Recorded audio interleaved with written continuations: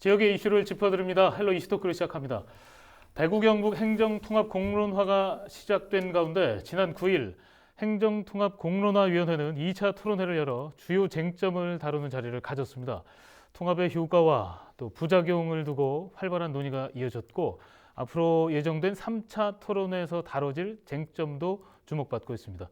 전반적인 내용을 이 시간 이슈토크에서 자세히 짚어봅니다.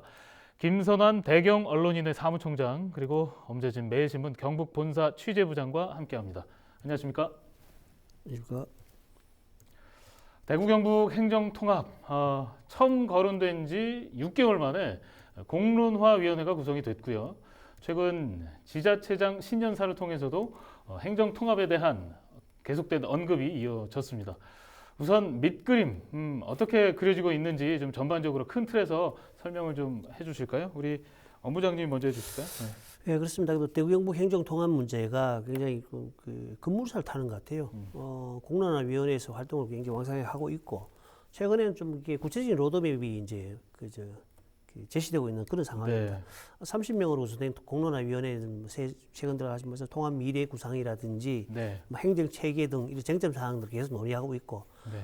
위원회 소속의 그 공론화 연구단들이 본격적으로 이제 그 기본 구상안을 이제 연구를 하고 있고 예. 또 특별법에 무엇을 이제 넣을 것인지에 대해서도 구체적으로 지금 논의를 하고 있는 것으로 알고 있습니다. 네. 이러다 보니까 이철우 경북지사라든지 권영진 대구시장 같은 경우는 원래 신년사를 통해서 대구 경북 행정통합은 실제로 이제는 현실적으로 이제 말로 그칠 것이 아니라 네. 실제로 시대적 소명이고 의무다라는 어떤 당위성까지 이제 이야기하는 그런 수준입니다. 네. 이철우 경북지사가 이제 최근에 신년사를 통해서 대구 행정통합의 이제 로드맵을 밝혔거든요.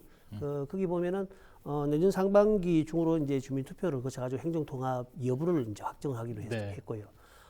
행정통합안이 이제 확정되게 되면은 곧바로 이제 국회의원 대표 발의를 통해서 특별법을 이제 내년 연말까지 특별법을 만들고 특별법이 확정이 될 경우에 이제 법안의 어떤 법규를 정비한다든지 행정 조직이라든지 통합 행정의 공무원 인원이라든지 이런 것들을 네. 실무적으로 추진해서 2022년 6월에는 통합단체장을 선출하고 7월 1일 날 대구 경북 특별자치도 가칭이죠. 이렇게 출범시켰다는 그런 로드맵을 제시를 했고요. 권영진 시장 같은 경우에는 실무적인 로드맵을 떠나가지고 왜 이제 행정통합이 필요한지에 대해서 네. 이제 사실 설파를 했어요. 지역의 산업 경쟁이 점점 약화되고 있잖아요. 또는 지속적인 인구 감소로 지역 소멸이나 인구 장벽이 점점 강화되고 있고 실제 이렇게 이제 가다 보면은 대구 경북의 미래는 사실 장담할 수 없다라는 이야기까지 하고 있거든요. 네. 굉장히 절박하다. 이런 어떤 심정을 밝히면서 대구 경북은 생존과 번영을 위해서라도 이제 공항과 항만을 가진 예. 메트로시티로 가야 된다, 메가시티로 가야 된다라는 네. 이야기를 밝히고 있는 그런 상황입니다. 네. 그래요. 지금 말씀 주신 대로 밑그림이 어느 정도 그려졌고요. 네네. 큰 뼈대는 잡혀 있는 것 같습니다. 이제 예. 조금씩 살을 붙여 나가는 과정인데 지난 9일에 장장 4시간에 걸쳐서 공론화위 2차 토론회가 이 온라인상에서 진행이 되기도 했습니다. 시민들의 주된 관심은 어디에 초점이 맞춰졌는지 그 토론회 좀 정리해 주실까요? 네, 지난 9일 2차 토론회는 아주 치열하게 됐습니다. 무슨 참여한 사람이 수천 명씩 이 온라인 비대면으로 이제 참여를 했죠. 네. 그래서 이제 긍정적인 면과 부정적인 면에 솔직히 많이 드러났습니다. 예. 그래서 이제 긍정적인 입장은 이제 시도 행정통합은 단순히 행정통합에 끝나는 것이 아니라 네. 경제통합에까지 이르는다라는 것이 전체적인 의견이었고요. 예. 특히 경북대 서정혜 교수는 대구 경북이 1981년도 나눠졌지만 나눠주고 난 뒤에 점점 대구 경북이 각각의 행정적인 어떤 잠재 수요를 이렇게 통합하지 못하고 나눠져서 쇠퇴해 가고 있다. 네. 그래서 빨리 통합을 통해서 행정 통합을 넘어서 경제 통합을 해야 된다는 게 서정희 교수 의견이었고 예. 또 여기에 대해서 아니다. 행정 통합을 해도 그렇게 이익될 것이 없다라고 하는 것이 또 경북대 김태환 교수가 또 반대 논란을 했습니다. 그래서 그렇게 행정 통합한다서 인구가 늘어나는 거 아니다.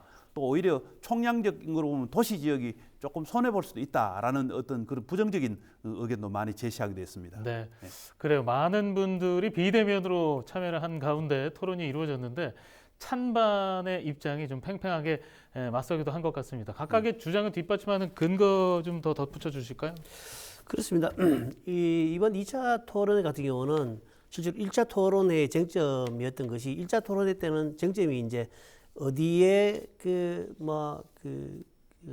통합 네, 청사를 지을 것이냐라든지 예. 이런 부분들이 있었는데 이번에는 사실 그 대구 경북 발전 전략이라든지 이런 부분에 대해서 굉장히 많은 분들이 관심을 가졌어요. 예. 그러니까 실제로 그전에는 공론화 절차라든지 명칭이라든지 이런 부분에서 이제 굉장히 도민들이 대구 경북 그 통합에 대해서 어느 정도 이제 피부로 느끼면서 실질적으로 이제 그 지역적인 어떤 문제를 접근하기 네. 시작했다 이런 부분들이거든요. 그러다 보니까 그 중에서 이제 토론에서 가장 이제 그 관심 있게 나왔던 부분들이 뭐 경북이라든지 대구의 어떤 뭐 경제 발전이라든지 이런 부분이 굉장히 네. 관심 있게 나왔고 네, 두 번째는 뭐 이게 그 통합이 됐을 때의 어떤 그런 북부 지역의 어떤 그런 균형 발전, 소외되는 어떤 개발 소외 부분 어떻게 해결할 것이냐 이런 부분들도 굉장히 이야기가 많이 나왔습니다. 네, 그러다 보니까 여러 가지 어떤 인구의 변화라든지 이게 따른 경제 성장이라든지 이런 부분들이 어떻게 될 것인지에 대해서 여러 가지 의견들이 나왔습니다. 네.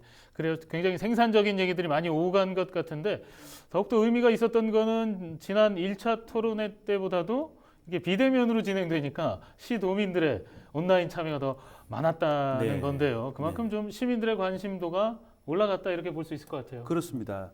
1차 때는 이제 한 2,000명 정도가 참여를 했는데 이번 2차 토론에는 뭐 거의 한 50%도 증가해서 3,000명 정도가 참여했습니다. 네. 이제 직접 참여해서 자기 의견을 낼 수 있었던 정규 참여자가 한 360명 됐고 예. 비대면으로 이제 그 토론을 지켜본 사람이 2,700명 정도. 네. 그래서 3,000명이 훨씬 넘었습니다.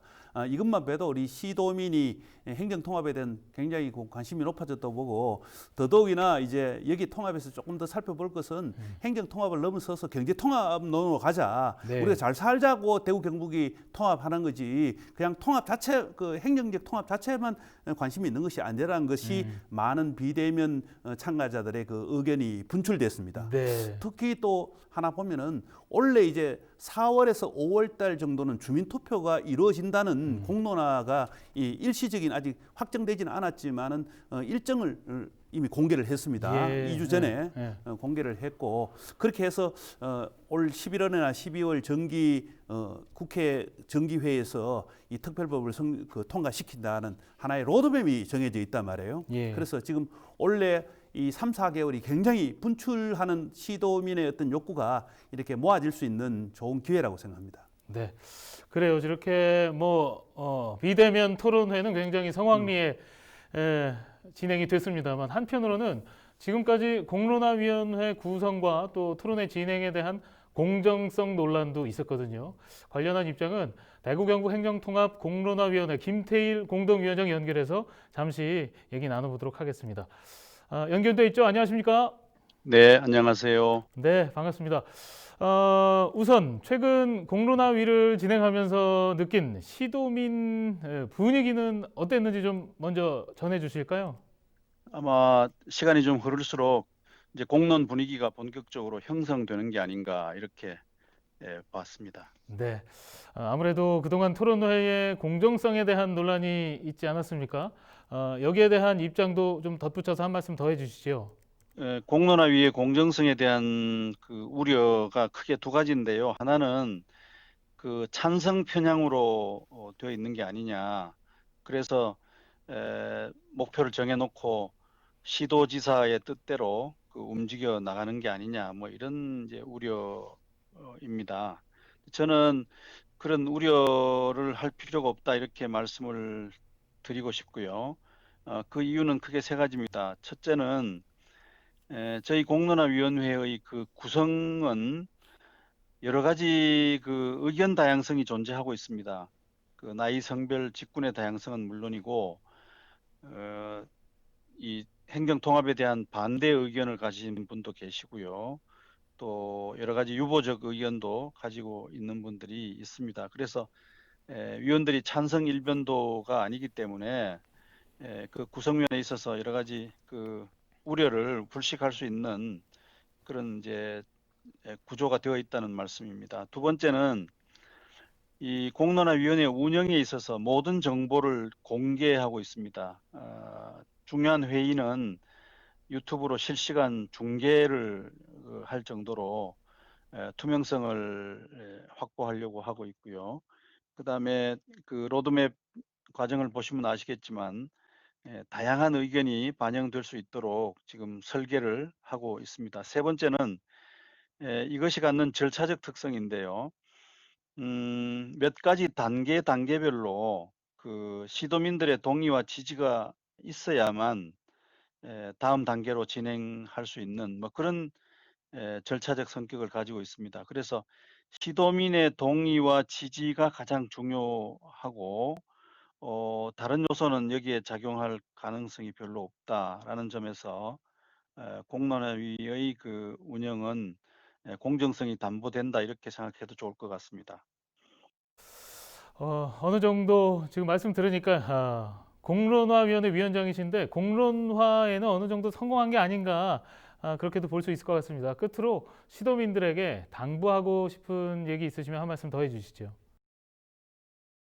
그 시도민들께 좀 부탁드릴 말씀은 이것은 시도민이 결정하는 것입니다. 행정 통합을 할지 혹은 하지 말지 여부는 시도민들의 판단에 달려 있습니다. 그래서 시도민 510만 명 한 분 한 분이 내가 경상북도 지사다, 내가 대구시장이다 이런 마음으로 행정 통합 이슈에 관심을 가지고 열심히 참여해 주시면 감사하겠습니다. 시도민 여러분이 주인입니다.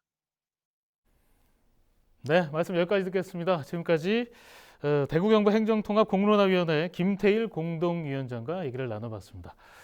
네, 뭐 아무래도 아직까지는 시도민의 의견을 모으는 단계이기 때문에 여러 가지 사례를 좀 살펴볼 필요가 있을 것 같습니다. 대구 경북 행정통합처럼 이 광역권 시도의 통합은 아니지만 시군구 통합 사례는 종종 있습니다. 대표적인 곳이 바로 창원시인데요. 출범한 지 지금 11년 정도 지난 것 같은데 이 부분 좀 엄 부장님이 짚어주실까요? 네. 예, 그렇습니다. 창원시, 통합창원시죠. 통합창원시 같은 2010년입니다. 2010년 7월에 그 생활거리 같은 인근에 이제 마산하고 진주시 이렇게 세 개, 진주가 진해시죠. 네. 세 개 지자체를 통합해서 통합창원시를 만들었습니다. 2010년 12월에 이제 그 창원시 통합창원시 인구가 네. 109만 명을 넘었습니다. 그래서 수원이라든지 용인, 고양 이렇게 수도권 3개 그 도시를 빼고는 네. 전국적으로 단일 지자체에서 인구 100만이 넘는 유일한 어떤 도시가 됐습니다. 네. 특히 이러다 보니까 인구 100만이 넘었음으로 해가지고 사실 이제 광역 단체급의 어떤 행정적, 재정적 지원을 받는 그런 어떤 특례시의 어떤 그런 그 혜택을 보기도 했거든요. 예. 특히 지난해에 이제 그 12월 국회에서 통했던 이제 뭐 지방자치 전북 지방자치법 전북 개정 아니죠. 여기에 네. 보면은 네.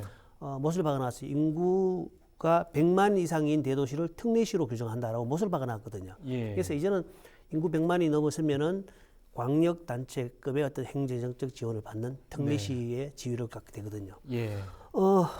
그래서 이제 사실 뭐이 100만이 이제 중요한데 이 통합 창원시 같은 경우는 이제 그 실제로 이제 그 통합된 이후에 뭐 반짝이 이제 그 100만 인구 넘어섰지만은 2010년, 11년, 12년 이제부터 면서 점점 이제 인구가 줄어들고 있거든요.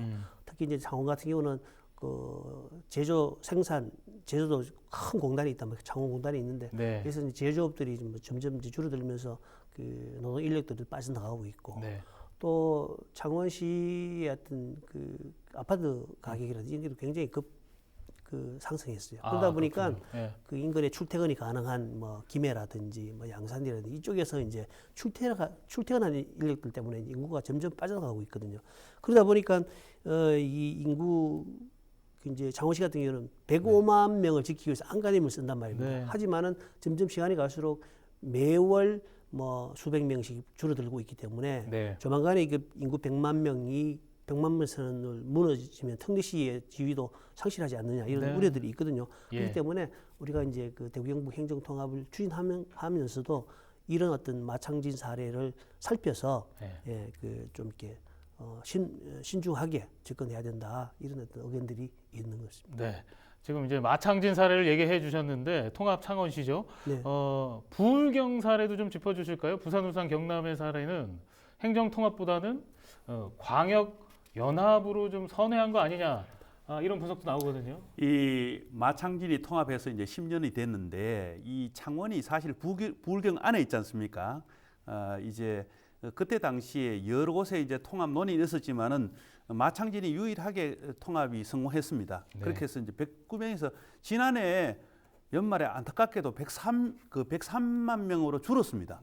이러니까 깜짝 놀라서 지금 창원시가 오늘 내놨는 보도 자료가 하나 있습니다. 네.